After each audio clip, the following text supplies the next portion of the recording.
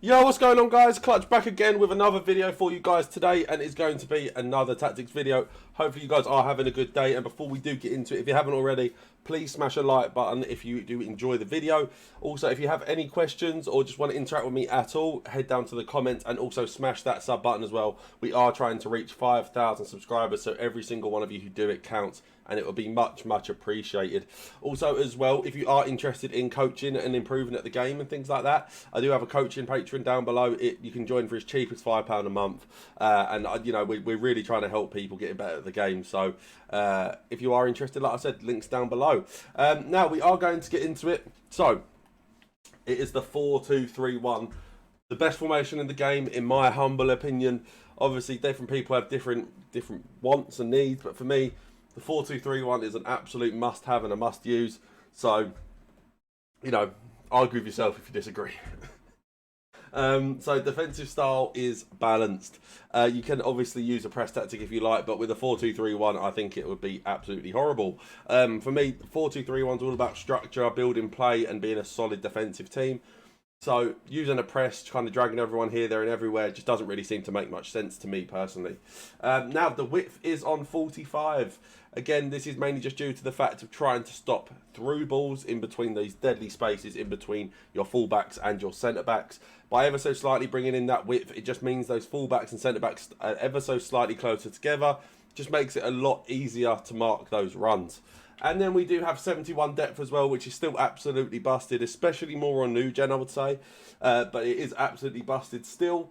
I still use it every single game.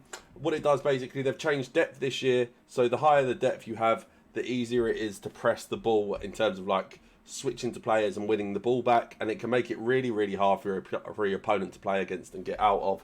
And someone at the start of the game basically found that 71 depth is absolutely busted, and what it is. So if you're not using it, I don't know what to tell you. Now the build-up play is on balanced as well. You could use long ball here. This would be the only option I wouldn't be mad at, just to try and maybe encourage those through balls a little bit more. But for me, I like to build up in the middle of the pitch, skill moves, RB dribbling, quick passing plays. So for me, having a build-up play just kind of ruins the general flow of the game. And I think just having a balanced build-up play is the best way to do it for the 4-2-3-1. But like I said, if you do want to try and force those through balls a bit more, long ball would be the way to go. Now, chance creation is on direct passing. Again, we are really trying to split those back lines open and make those in-behind runs. What direct passing does is, if you have any attackers who have high attacking positioning, as well as high sprint speed, acceleration, things like that, they make even better in-behind runs. Now, obviously, this is absolutely broken because of how good through balls are. With obviously precision through balls, threaded through balls, normal through balls, over the tops. There's a massive list of all the different types of through balls you can do.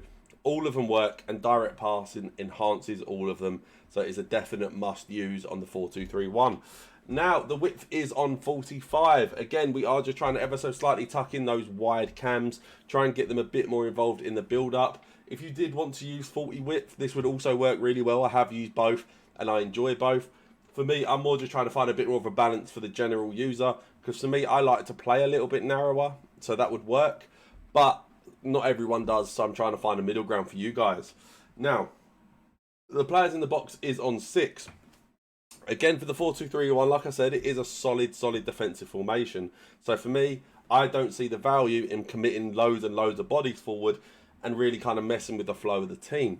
So I do like to stick with 6 players in the box, which generally just means your cams and your striker will get in those attacking areas. Maybe you'll get a late run from a midfielder every now and then, but you won't generally commit too many bodies forward, and you don't get caught out with too many counter-attacks. And then we do have the corners and free kicks both on 2. This is mainly due to, again, to try and stop yourself getting counter-attacked. It's the easiest way to concede goals this year in transition. So just trying to avoid that the best ways you can is the best way to do it. Also with corners as well, there's a really good set-piece tactic to use with 2 corners. So if you are interested, let me know down below. Do you want to have an amazing team like this?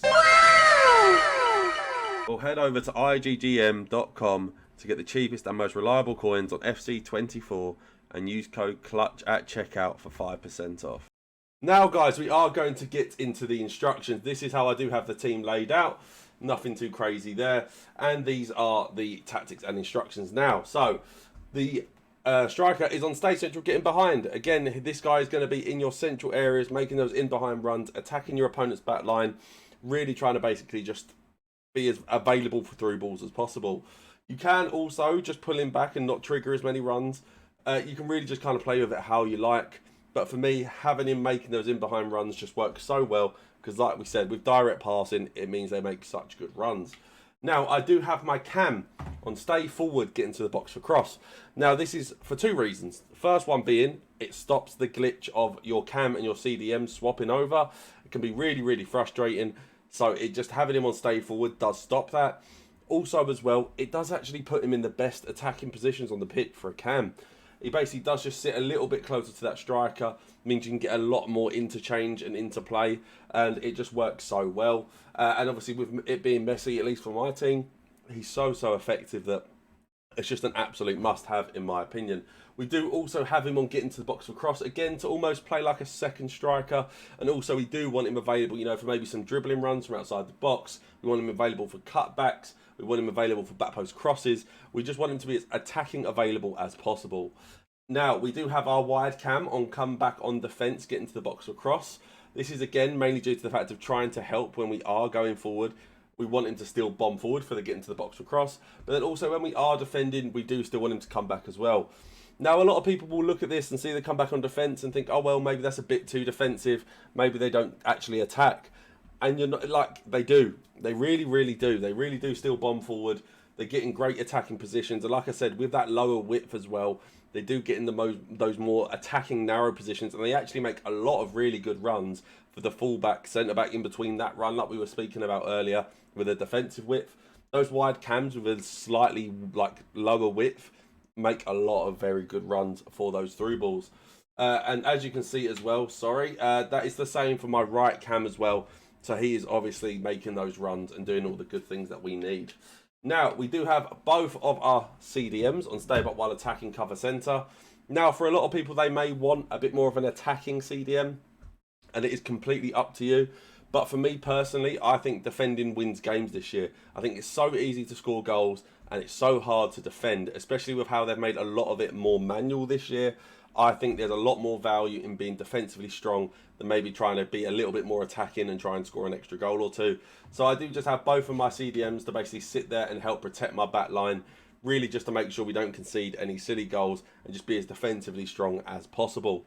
Now, we do have both of my centre-backs on default instructions. We do have my goalie on comes across his sweeper keeper. Now, he is on sweeper keeper mainly due to the fact of if any through balls do somehow get over our back line, I do want him available on the edge of the box to try and sweep that ball up, try and cut out any through balls, because like I said, they are so overpowered that you are going to concede some. It's inevitable.